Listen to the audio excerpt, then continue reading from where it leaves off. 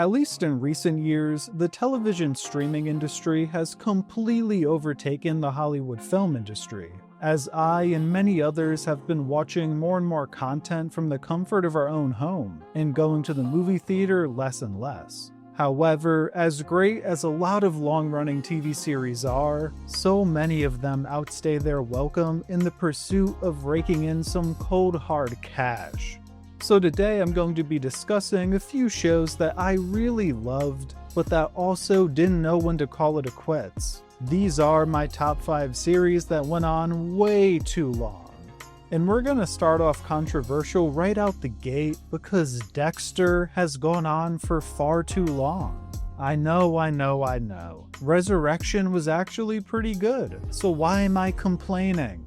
I'm complaining because this is now the third attempt to give this series and everyone's favorite blood spatter analyst a proper ending. And even with the higher quality of Dexter Resurrection thus far, my faith in actually getting a satisfying ending is middling at best. But the primary issue when you look at the whole series in totality is that even if we do finally get the ending that we've all been waiting for, when you go back and rewatch the show, or a newbie embarks on the series for the first time, you're gonna have to push through 2 shit endings and a whole lot of slop just to make it to Dexter Resurrection.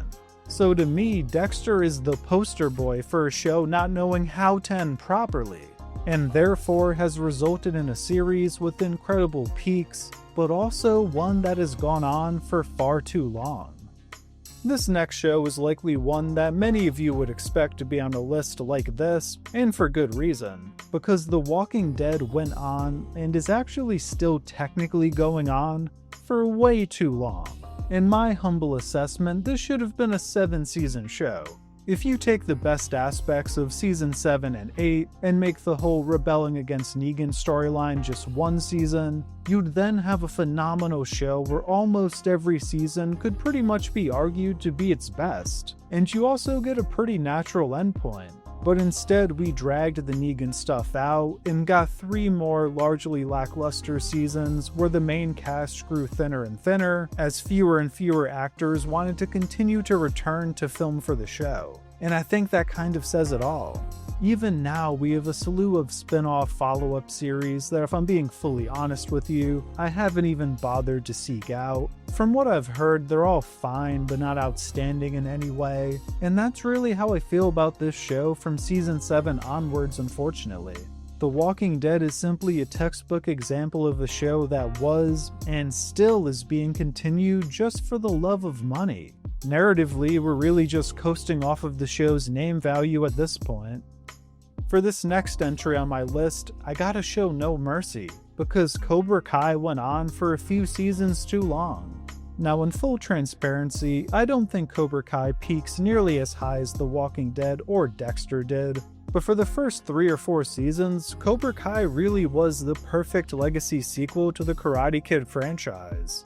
It captured the same goofy yet charming heart of the original film, and added to the lore while also tying in aspects from pretty much every Karate Kid film. And unlike Dexter and The Walking Dead, Cobra Kai actually does have a pretty satisfying ending. We get to see both Johnny and Miguel win the Saikai Taikai, and truly solidify a new era of Cobra Kai. The 2 main characters who hooked us into this series in the first place are the ones who get to ride off into the sunset. So you may be asking yourself, well, what's the problem with the show then? And in my opinion, we just completely jumped the shark over the course of the last few seasons, and we lost sight of what this show was supposed to be about. At its core, Cobra Kai was a very simple concept. What if the bully from Karate Kid became a Mr. Miyagi figure to a young nerd?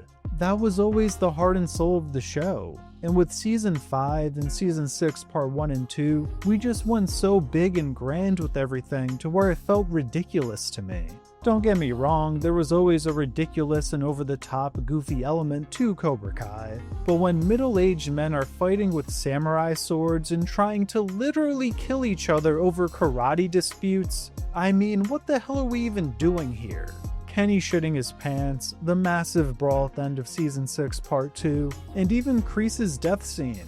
all either pushed the show into too goofy of a direction or just strained way too much believability. So despite a solid final episode or two, I do firmly believe Cobra Kai went on for a few seasons too long.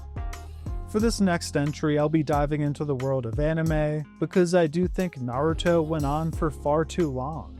And my inclusion of Naruto is actually due to one very specific issue with the show, and that's the Fourth Great Ninja War. Up until we get to the Fourth Great Ninja War, everything is pretty much fire.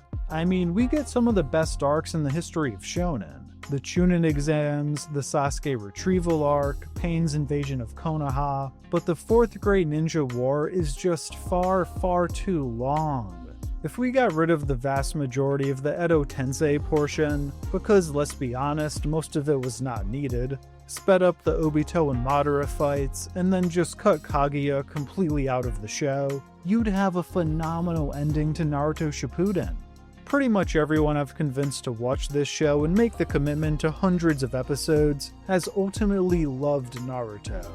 However, they have also all said that the Fourth Great Ninja War gave them viewing fatigue and just dragged on and on.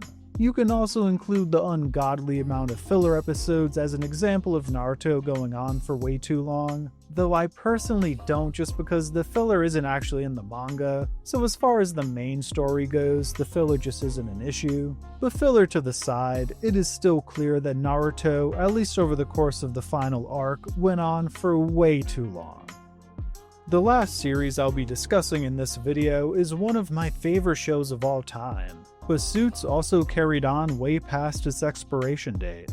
And this one hurts me to say, but I think it's no secret that the emotional and narrative core of Suits was Mike, Rachel, and Harvey. Those three characters and the dynamics they had with the supplementary supporting cast is what made Suits so special. Mike and Rachel had one of the best will they won't theys of all time, and the idea of a lawyer who doesn't actually have a legal degree was the perfect narrative conflict to underscore a legal drama. However, big issues started to arise after Mike and Rachel left the show.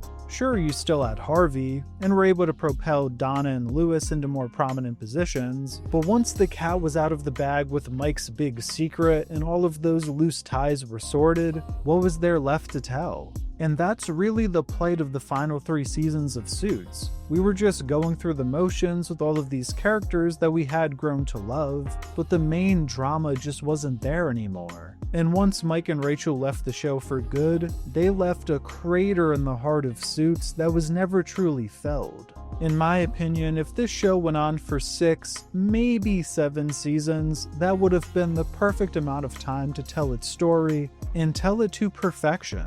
As is, it simply went on for far too long and outstayed its welcome.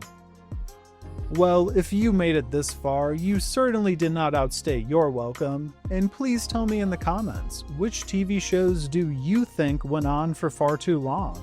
I of course only included series that I've personally fully watched from start to finish, so I'm sure there's a plethora that I'm missing.